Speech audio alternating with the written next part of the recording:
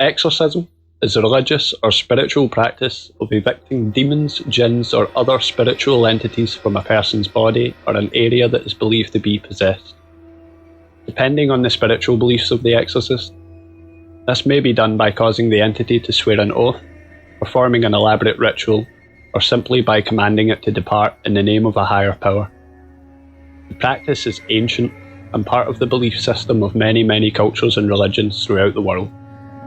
Humankind has been somewhat fascinated with the idea of other dimensional and demonic entities. Exorcisms can be seen taking place back since biblical times. In modern times, we live in the age of cameras and media. This means that there has been an increase in documented cases, particularly since between the early 1960s and the mid-1970s, there was a sharp increase in cases of demonic possession. Today we're going to have a look at one of the most bone-chilling and disturbing real documented cases from around the world. I hope you brought a change of underwear. Clara Germana Cele was just a typical South African Christian girl who in 1906 was said to have been possessed by a demonic entity. She was a 16-year-old orphan schoolgirl at St Michael's in Natal, South Africa. Although at the time it was not known, it was later discovered that Clara had been messing with dark things that no 16-year-old should have anything to do with. She later confessed that she had tried to make a deal with Satan himself, and this is what she claimed was responsible for her demonic possession. Clara had later revealed this information to her confessor at St Michael's.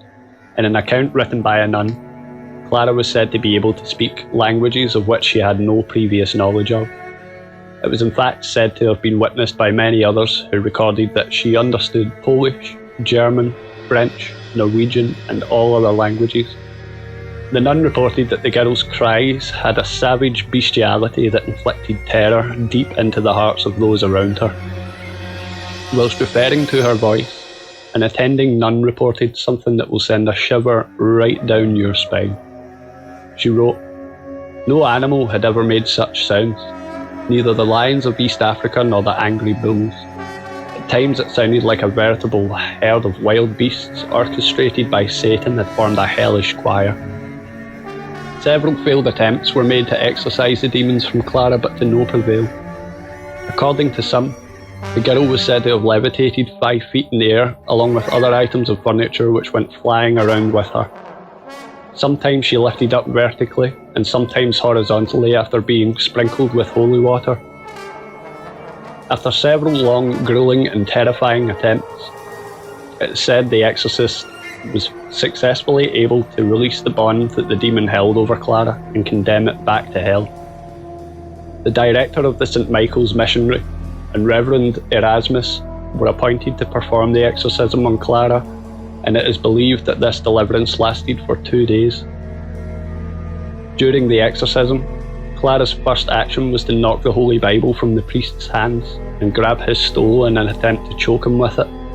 At the end of the exorcism, it was said that the demon was forced out after a long battle and the girl was eventually healed. For 6 years, Clara lived a demonic possession-free life. She had felt ashamed for her previous behaviour, constantly asking for forgiveness while seeking humble pursuit.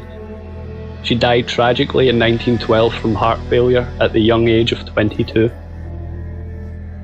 Many cases of demonic possession are said to be false claims. Around 90% can be blamed on mental illness. But if you look long and hard enough, you will find there is plenty of cases like this one which have no other earthly or logical explanation. What else can cause a young girl to levitate 5 foot in the air and speak several languages at one time with no prior knowledge of any of them? Do you think this is merely a hoax? A very well documented one? Or were the events that happened truly influenced by an interdimensional or demonic being? We'll let you decide for yourself. Until we meet again, beware of the creatures that lurk in the dark corners of your home. Just because you can't see them does not mean that they can't see you.